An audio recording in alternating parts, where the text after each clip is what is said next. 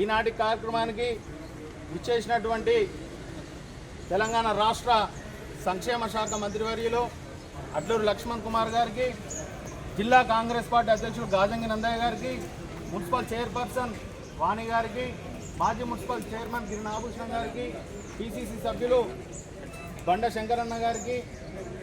పట్టణ అధ్యక్షులు కొత్త మోహన్ గారికి, ఏఎంసీ చైర్మన్ నారాయణ రెడ్డి గారికి, కార్యక్రమంలో పాల్పంచుకుంటున్నట్టు సోదర కాంగ్రెస్ సభ్యులందరికీ కూడా ధన్యవాదాలు తెలియజేస్తూ, కాంగ్రెస్ పార్టీ కీలక నిర్ణయాల్లో కాంగ్రెస్ సేవదల్ కీలక పాత్ర పోషిస్తుంది.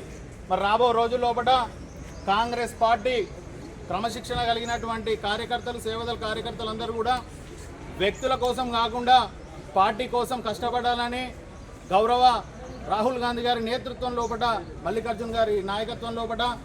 రాష్ట్రంలో ముఖ్యమంత్రి రేవంత్ రెడ్డి గారు, పిసిసి అధ్యక్షులు మహేష్ కుమార్ గౌడ్ గారి ఆధ్వర్యం లోపట, జగిత్యాల జిల్లాలో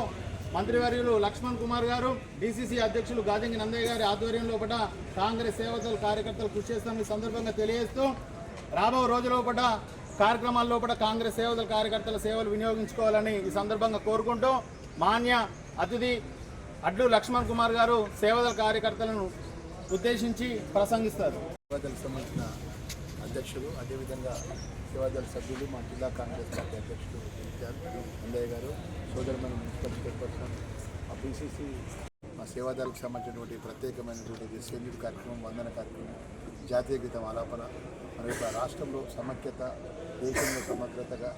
ఇందిరాగాంధీ, రాహుల్ గాంధీ, అదేవిధంగా సోనియా గాంధీ నేతృత్వంలో, ఖార్గే గారి నేతృత్వంలో రాష్ట్ర కాంగ్రెస్ పార్టీ అధ్యక్షులు మహేష్ కుమార్ గౌడ్ గారు, అదేవిధంగా రాష్ట్ర ముఖ్యమంత్రి నేతృత్వంలో రాష్ట్ర పేద ప్రజానికానికి అన్ని వర్గాల ప్రజలకు మేలు చేసే ప్రభుత్వం మన ప్రభుత్వం అనే విధంగా కాంగ్రెస్ పార్టీ ఇచ్చినటువంటి అనేక సంక్షేమ కార్యక్రమాలు ప్రజల వద్ద తీసుకెళ్లే విధంగా సేవాదళ పార్టీ సభ్యులు పనిచేయాలని కోరుకుంటూ అందరికీ నమస్కారం.